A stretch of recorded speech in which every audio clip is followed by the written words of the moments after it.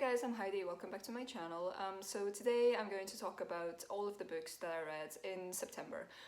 I didn't really have a particularly successful reading month. I only finished 4 books. But considering how busy I was with work and other stuff in my life, I think 4 books is still pretty good and I'm quite pleased with myself. So the first book that I finished was A Brief History of 7 Killings by Marlon James. This won the Booker Prize in 2015 and it is about the attempted assassination on Bob Marley in the 1970s in Jamaica. It is a very difficult book to describe. It is written from the point of view of several different characters, including different gang members and enforcers who were involved in the assassination attempt. And I think one of the most interesting things about this book was the fact that all of these characters had very different voices.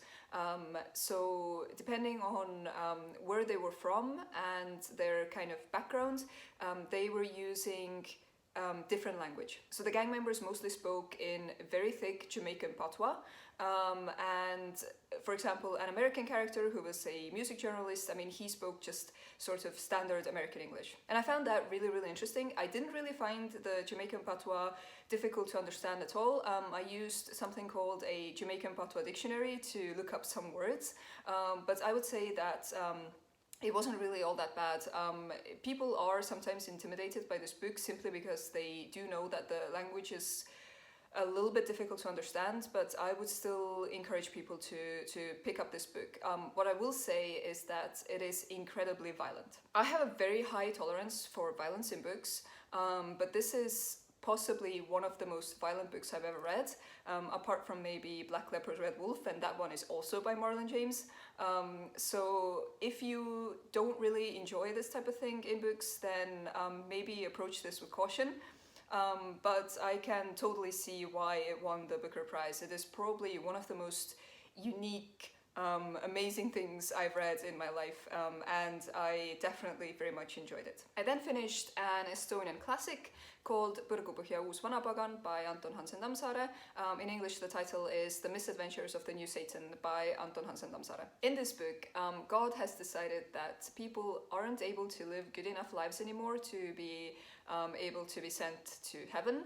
And because this means that people would then be sent to hell, God decides to close hell. Satan is obviously not happy about this, so he makes a deal. If he can live as a human, and if he can live a good enough life and earn redemption, hell will be reopened. And Satan is then sent to Earth as an Estonian farmer. The folkloric Satan-like character in this is not actually the biblical Satan. Rather, it is a sort of a similar character that is inspired by Estonian mythology. Even the name Vanapagan is like an alternative, old-timey way of saying Satan, in addition to being a sort of a character from Estonian mythology. But yeah, in this book, Satan constantly clashes with a scheming landlord who is a kind of a trickster-like character who constantly scams Satan. He is definitely an asshole, but you as a reader can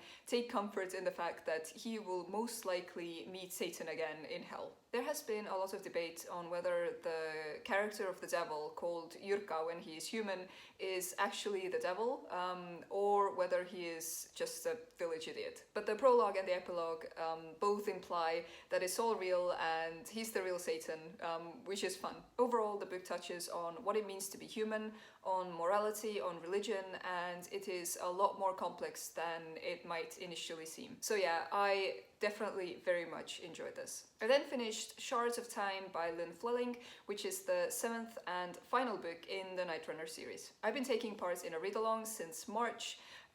We've been reading the whole of the Night Runner series, and I have now finished the last book. And again, we follow the 2 main characters of this series, Alec and Sergil, who are spies and rogues and thieves, and they go on various adventures together. To begin with, in this book, Alec and Sergil leave their sort of main base of operations, and I wasn't really that sure about it at first, but it quickly became quite enjoyable. The first half of the book in general was quite enjoyable. It seemed like a proper ghost story, and I really liked these in autumn. There was also quite a lot of magic, which gave me massive Stalking Darkness vibes, which was the second book in the series and also had tons of magic in it. But overall, I didn't find this as engaging as the previous books. The first half was definitely a lot better than the second half. Without spoiling anything, they just kept doing the same thing over and over again, which got a bit boring.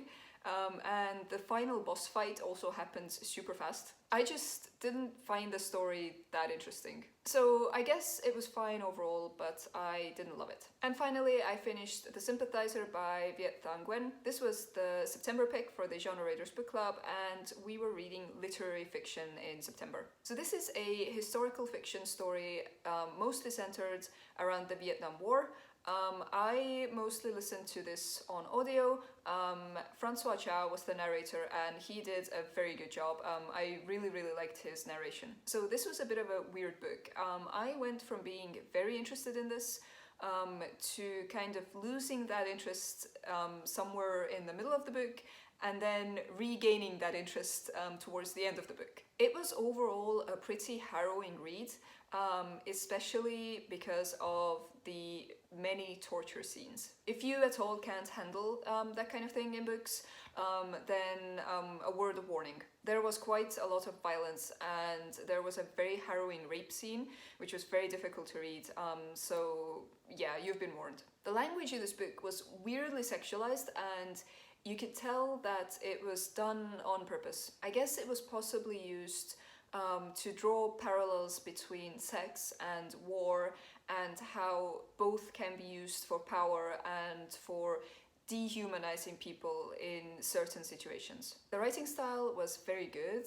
and it was also very witty, almost to a point where it became a bit tedious. The author tried to confront the history of the Vietnam War from a Vietnamese American perspective, but he was also critical of the US in Vietnam.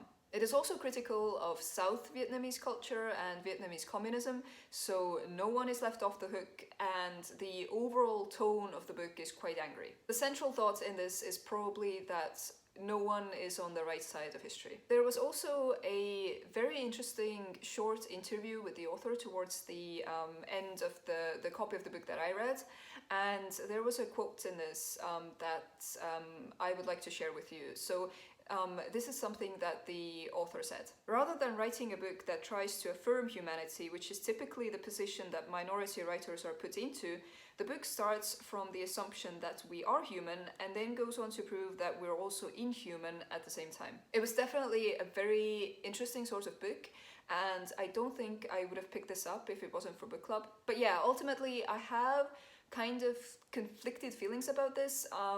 I enjoyed it and I enjoyed the writing style, but it wasn't my favorite read of the month. So yeah, these are all the books that I finished in September. Let me know if you've read any of these and what your thoughts were. Thank you so much for watching, and I will see you in my next video. Bye!